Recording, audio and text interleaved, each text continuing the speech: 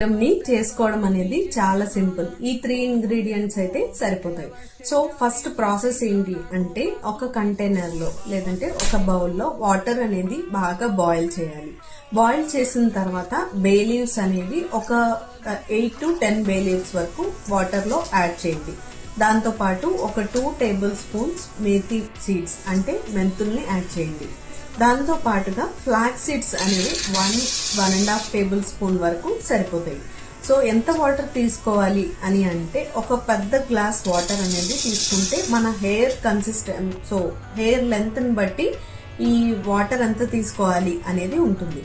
So వీటిని బాగా boil చేసి కొంచెం కూల్ చేయాలి. అంటే బాగా కూల్ చేసినా సరే ఫ్లాక్స్ సీడ్స్ ఉంటాయి కదా, మీకు తెలిసిందే. ఈ ఫ్లాక్స్ సీడ్స్ వల్ల మళ్ళీ జల్లీగా అయిపోతూ ఉంటుంది.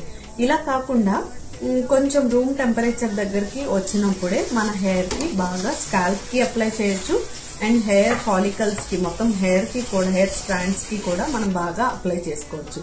ఇలా అప్లై చేసి 1 to 2 hours అనేది ఖచ్చితంగా హెయిర్ కి అలానే ఉంచుకోవాలి. ఆ తర్వాత మనం హెయిర్ వాష్ ని ఒక మైల్డ్ షాంపూతో, మైల్డ్ pH ఉన్న షాంపూతో గానీ లేకపోతే కుంకుడుకాయలతో గానీ బాగా వాష్ చేసేయాలి. ఇలా చేసి చూడండి, ఖచ్చితంగా ఒక 4 weeks లో మీ హెయిర్ గ్రోత్ అనేది చాలా బాగా ఉంటుంది. ఇది చాలా పెద్ద challenge. And me hair growth అయ్యాక మళ్ళీ వచ్చి ఒకసారి కమెంట్ సెక్షన్ లో కమెంట్ చేయండి.